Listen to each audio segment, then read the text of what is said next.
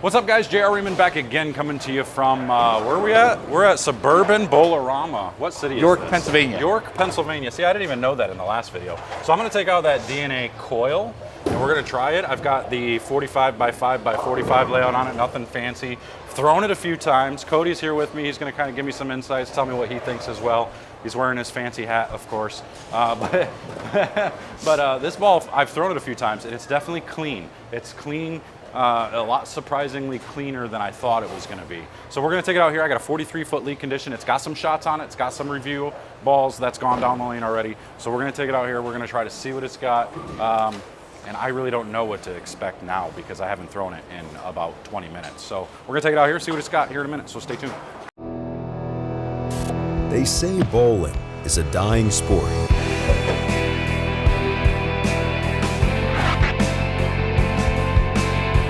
A dying sport. I disagree. I disagree. I disagree. I disagree. I disagree. BowlerX.com for the love of bowling. All right, here we go. So I got the new DNA coil by Storm Bowling Products. I'm gonna start a little straighter. I'm actually gonna start even straighter than I normally do. I'm gonna start at that like 7, 8, 9 range and see what it's got. Go forward.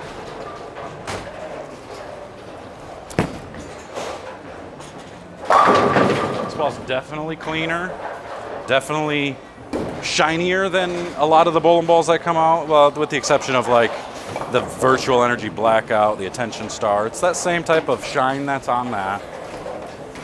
But this is a bigger core. Cody, what core was in this? Do you know? That's a big core, right? Big numbers? Yeah, yep, big Pretty numbers. Sure. I don't pay much attention to the core numbers when I'm doing these reviews because I don't want to give myself false hope, false expectations. So I'm gonna move two more, three with my feet, and we'll get to that 10, 11, 12 range.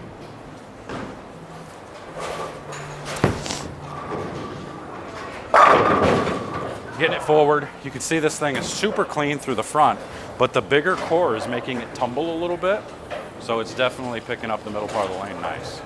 So now I'll start moving my feet left, and as we go left, we'll start rotating it just a little bit more and see what this thing's capable of. Now, Stu Williams did bowl 300 with this ball at that last tournament. What was that, on Viper, right? Correct. All right, so now we're standing 25. We're gonna try to hit that 14, 15 range. A little bit of rotation now, not much.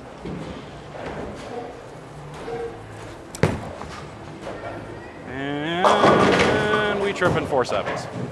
We trip in 4.7s. Why? Because chicks dig a trip 4. They sure do.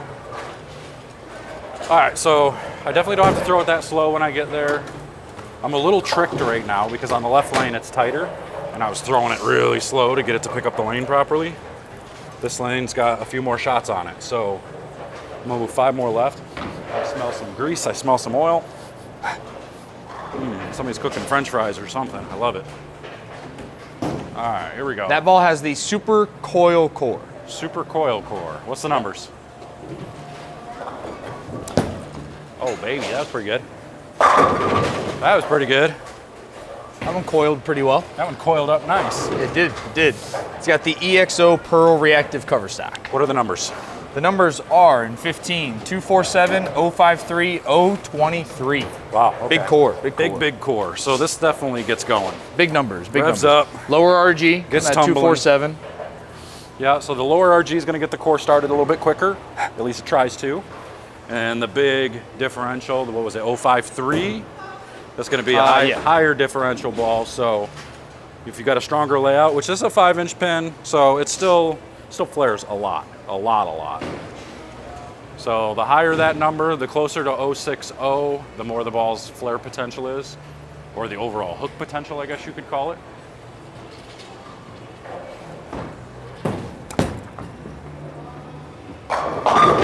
Oh, we tripping 4.7s all day. I mean, All day. bruh. That's pretty, That one was pretty good into the lane, but it didn't want to get going to the right. I'm a little afraid to throw it to the right because I don't know if it's going to hook or not, but we're going to try. Let's try.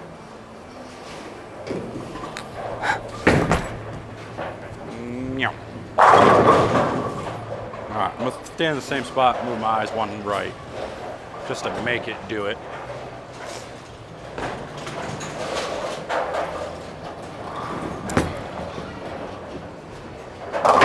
Oh, she just floats, man. This ball floats pretty good, but the big core makes it kind of steady, stable. It doesn't really flip down lane. You don't see anything crazy out of it. So I think I like that. Definitely on the flatter patterns, I can see this ball coming into play. I don't know that I'm gonna leave the shine on it though. I'm probably gonna hit it with some surface. Get it to pick up just a little bit better. Let me move 5 more left now. Get over here, I'm gonna try to get some good rotation on it.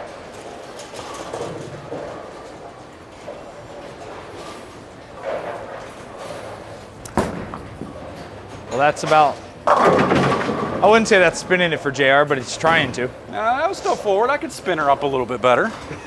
I can get about 2 more degrees than that. There we go. Get it all the way up to about 47. His nickname has never been Captain Spin Biscuit, that's for sure. Never had a problem rolling the ball forward, that's for sure. No. One of the major reasons why when they were tough, when they're really hard, that's generally when I thrive. But lately, not so much. Well, scores haven't exactly been low in a lot of the events we bowl in these PTQs. That's definitely not the case. All right, I'll spin this one up for you. We'll get this one twirling a little bit. Yeah.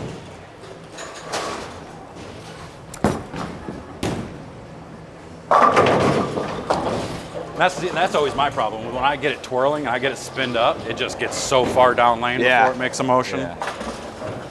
Yeah, So that doesn't read properly, so that's why I'm generally trying to roll it more. But like I said, I could probably do that, and then if this ball had a bunch more surface, that would probably be great. Sure.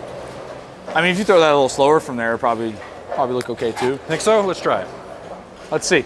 Let's see what happens.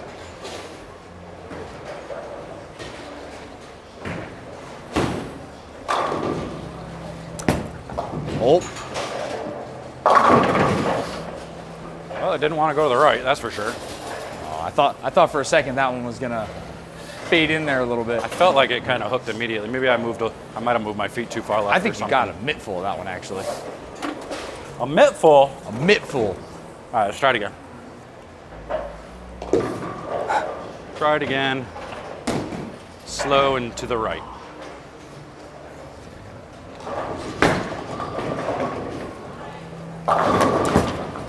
Oh, that's got a chance. Oh. Yeah. You see, I feel like that's a perfect example of like you're starting to use more rotation and now you're not tripping that 4-7. Exactly. When you were being more forward, you kept tripping those like it's your job. Yeah, so from there I can make the ball read a little bit better. But again, I still think this ball needs more surface to actually match up properly. On this anyway. And for me overall, I like to see the ball read a little bit more than this, so I definitely will be hitting this. But I'll go back to rolling it a little bit better and see what it does.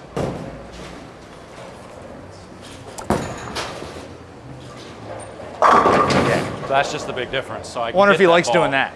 Yeah, that might be where I like to play, or what I like to do. So rolling it more forward, I can create whatever shape I want for the most part with that. But I do struggle when my ball's getting too far down the lane.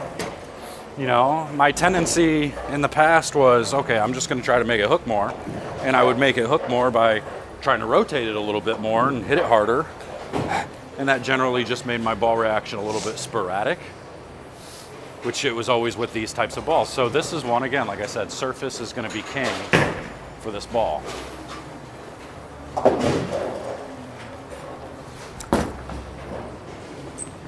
Okay, so that one I spun up just a little bit more, and you can see how much further down lane it got. So I'm gonna go ahead and call that right there. Zoom that out on there, and you guys can see. So that's the DNA coil. You can see that ball actually, it's super clean for such a big core, a big strong core.